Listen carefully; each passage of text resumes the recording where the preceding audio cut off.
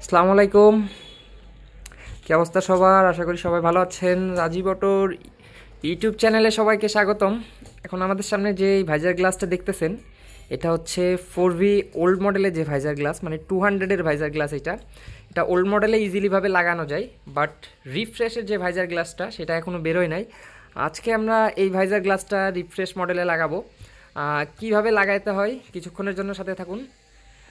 Visor গ্লাসটা আমরা install করব। আর যারা আমাদের ইউটিউব চ্যানেলটা এখনও সাবস্ক্রাইব করেন নাই, অবশ্যই সাবস্ক্রাইব করে দেবেন।